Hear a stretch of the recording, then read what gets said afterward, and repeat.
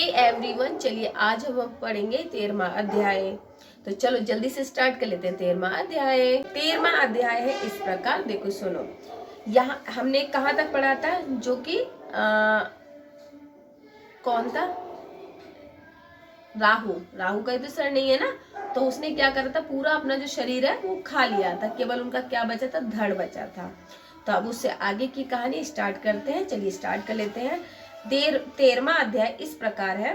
यहाँ तक की कथा सुनने के बाद नारद जी बोले, हे महाराज प्रतु, भगवान शिव ने शांचित योगेश्वर है, उन्हें देवताओं द्वारा जलंधर की सेना के आगमन का समाचार मिला, तब भी शांत चित्त से बैठे श्री हरि का ध्यान करते रहे। हे राजन, भगवान शिव अजात शत्रु हैं, उनके लिए देवताओं और राक्षसों में कोई अंतर नहीं है। इस सब बातों को भुलाई अज्ञानी जलंधर सेना सहित कैलाश की ओर बढ़ा और देवताओं को भय व्याप्त हो रहा था। भगवान शिव ने जब उनकी यह दशा देखी तो समस्याओं को देवताओं को मुक्त करने का मन बना लिया। मन ही मन भगवान विष्णु का आह्वान किया।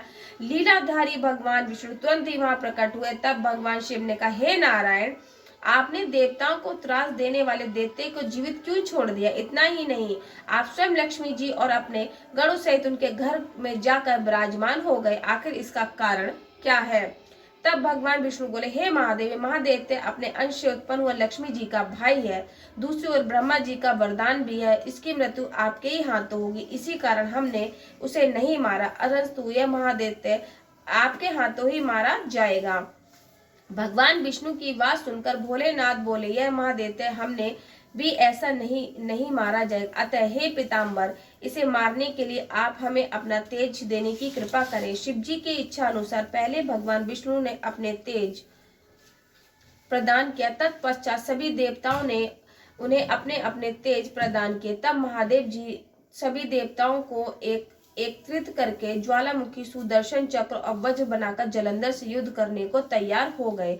अपने भूतगणों की सेना साथ देव सेना भी मिल गई। जब जलंधर और उसकी सेना के साथ भगवान शिव का घोर संग्राम आरंभ हो गया, उसका संग्राम को पूरा ब्रह्मांड का म्यान हो गया। संग्राम में जितने भी दैत्य मारे जा रहे थे, देव गुरु शुक्राचार्य उन्हें अपनी संजीवनी विधा से जीवित करते जा रहे थे। देखकर शिवगण भगवान शिव के पास गए, उनका सारा वृत्तांत कह सुना। तब भगवान शिव ने तत्काल अपने मुख से कंदरा के समान मुख वाली विकराल कन्या उत्पन्न की। वह कन्या हुकार भरती हुई आगे बढ़ी और दैत्यों का भक्षण करती हुई दैत्य गुरु शुक्राचार्य को उठाकर अलोप हो गई।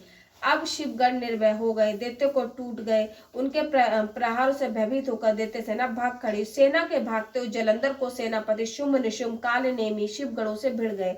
जब दैत्यों की सेना के प्रहारों से शिव सेना आहत होने लगी तो गणेश जी शिवगणों की सेना की ओर से लड़ने लगे और उनसे सब शुंभ के बीच और संग्राम हुआ।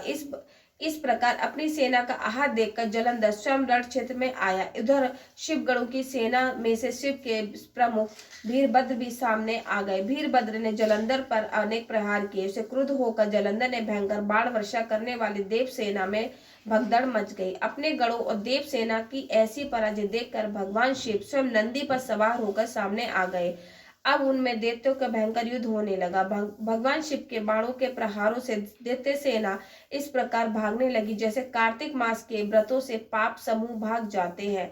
तभी भगवान शिव का एक बाण से दैत्य सेना का सिर कटकर धरती पर जा गिरा। तब भयंकर गर्जना करता हुआ जलंधर आगे बढ़ा। शिवजी ने तुरंत उसके रथ के घोड़ों और सारथी को मार डाला। जब जलंधर रथ से कूदकर पृथ्वी पर आ खड़ा तो खंडक देकर शिवजी की ओर दौड़ा। भगवान शिव ने तुरंत आगे बढ़कर मुक्का उसकी छाती में मारा। इस प्रहार से जलंधर बेहोश हो गया, मगर कुछ ही क्षणों बाद वह उठ खड़ा हुआ और युद्धरत हो गया। दोनों ने भयंकर युद्ध होने लगा। जब जलंधर ने देखा कि भगवान शिव अजय है, उसने माया रचनी आरंभ कर दी। उसकी मायावी माया से गंधर्व और अप्सरा युद्ध क्षेत्र में नृत्य और गायन करने लगी। भगवान शिव भी अब इसी माया के वशीभूत होकर युद्ध करना भूल गए और नृत्य करने लगे। तो ये था हमारा 13वां अध्याय। तो आपको मैंने 13वां अध्याय भी सुना दिया।